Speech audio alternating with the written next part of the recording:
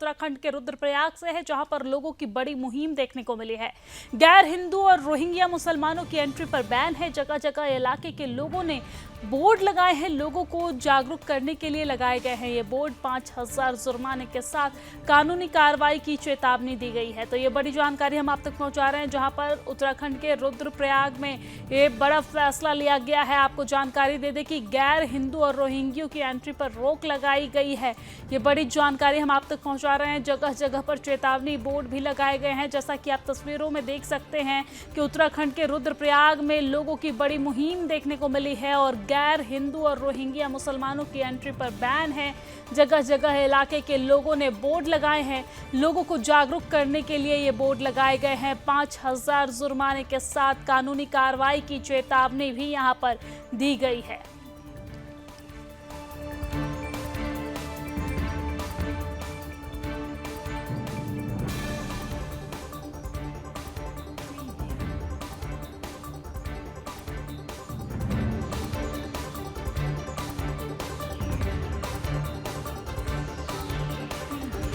खबर पर ज्यादा जानकारी के साथ हमारे ब्यूरो चीफ कृष्णा हमारे साथ जुड़ गए हैं। कृष्णा, जिस तरीके से लोगों के द्वारा यहां पर मुहिम चलाई गई है रुद्रप्रयाग में कि यहां पर बाहर से आने वाले मुसलमानों और रोहिंग्यों पर रोक लगाई गई है, चेतावनी बोर्ड भी यहां पर लगाया गया है, वजह क्या है और उसके बाद किस तरह की प्रतिक्रिया निकलकर सामने आ रही है, बताइए। बिल्कुल, देखिए पहाड़ से लेकर पहाड़ के कई जिलों से अक्सर हम देखते हैं कि लव जिहाद, लैंड जिहाद जैसी घटनाएं जो है वो हर महीने देखने को सामने मिलती है, जिसका भारी विरोध भी होता है। घटनाएं लगातार बढ़ती जा रही है, जिसके बाद अब जनता जो है वे जागरूक हो चुकी है, क्योंकि ये घटनाएं देखिए जो लोग अंजाम देते हैं वे बाहरी प्रदेश से लोग आते हैं, खासकर सहारनपुर, बिजनौर और मुरादाबाद साइड से जो है वे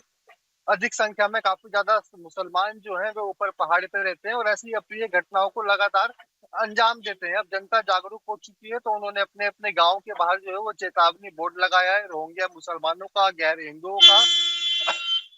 और साथ ही अगर हम बात करते हैं तो ठेली वालों का, फेरी वालों का, ऐसा तमाम उन्होंने बोर्ड पे चेतावनी लिखी है कि आप लोगों का प्रवेश यहाँ पे वर्जित है, गाँव में बिल्कुल भी प्रवेश ना करें। अगर प्रवेश करते हैं तो उसमें 5,000 रुपए का जुर्माना जो है वो गांव समिति ने रखा है और उसके साथ ही कानूनी प्रावधान की भी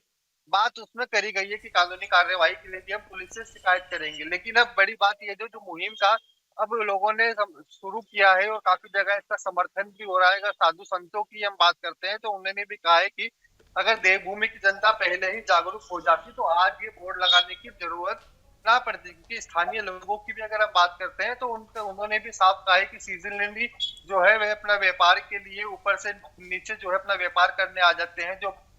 मुख्य गांव है चारधाम यात्रा मार्ग के और खासकर केदारनाथ यात्रा मार्ग का। तो ऐसी जगहों पर वो व्यापार करने आ जाते हैं। 3-4 महीनों के लिए उनके घर जो है खाली रहते हैं, सिर्फ महिलाएं ही उनके घर में रहती है। जो रोहिंग्या मुसलमान होते हैं ये आसानी से बाहर की भोली भाली लड़कियों को, औरतों को जो है अपना निशाना बना लेते हैं और लव जिहाद जैसी तमाम घटनाओं को जो है वे अंजाम देते हैं। तो अब ऐसी कोई घटना ना हो इसके लिए लोग जो है वो जागरूक हो चुके हैं, क्योंकि कुछ दिनों पहले हमने नंदप्रयाग में भी देखा था, चमोली के नंदप्रयाग में भी, वहां पे भी तमाम हिंदू संगठन के कार्यकर्ता और स्थानीय जनता जो है वे इकट्ठी हुई थी और जिहादियों को वहां से खदेड़ने का यानी कि भगाने की उन्होंने मुहिम छेड़ी थी। और काफी रोहिंग्या मुसलमान जो वहां पर बसे हुए थे वे अपने परिवार समेत जो है वहां से छोड़ के चले गए हैं, क्योंकि लगातार जो चिंता थी उनको बढ़ती मुस्लिम आबादी से थी, क्योंकि लगातार ही उनके होने से घटनाएं जो है वो लगातार ये घटनाएं बढ़ रही थी, जो कानून व्यवस्था पे भी लगातार सवाल खड़े कर रही थी। क्योंकि कानून व्यवस्था की हम बात कर रहे हैं तो सबसे पहले कुछ देर पहले एडीजी लॉ एंड ऑर्डर से हमारी रुद्रप्रयाग वाले मामले पूरी बातचीत हुई थी। उन्होंने कहा था कि पूरा क्या मामला है, इस पूरे संबंध में एक बैठक भी जो है वो पुलिस विभाग ने करी है और अधिकारियों को निर्देश दिए हैं जिला स्तर पर कि हर एक व्यक्ति की चेकिंग करे, जो भी एक तरीके से बाहर से आ रहा है, किस मकसद से देवभूमि में आया है और रुद्रप्रयाग में आया है या किसी अन्य जिले में आया है, उसकी पूरी जांच पड़ताल करी जाए और वेरिफिकेशन करी जाए। जो किराएदार दूसरे प्रदेशों से आकर यहाँ पर रह रहे हैं किराए के मकान के, उनके भी वेरिफिकेशन अभियान में तेजी लाने की बात कही गई है। जी कृष्णा, लेकिन क्या जिस तरीके से रुद्रप्रयाग में ये अभियान शुरू किया गया है, इसके बाद उत्तराखंड के अलग अलग हिस्सों में इस अभियान की शुरुआत होगी?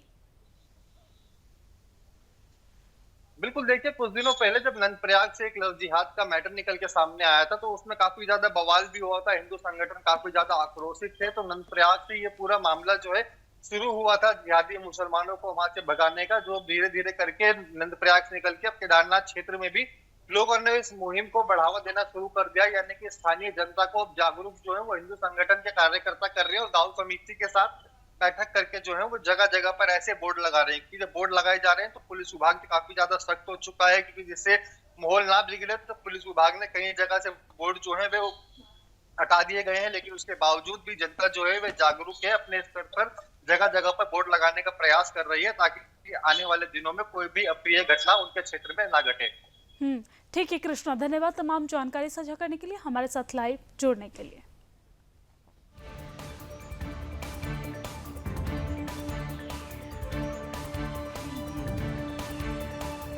तो इस तरीके से गैर हिंदू और रोहिंग्यों के आगमन के रोक को लेकर तमाम तरह के जो मुहिम है वो शुरू किए गए हैं।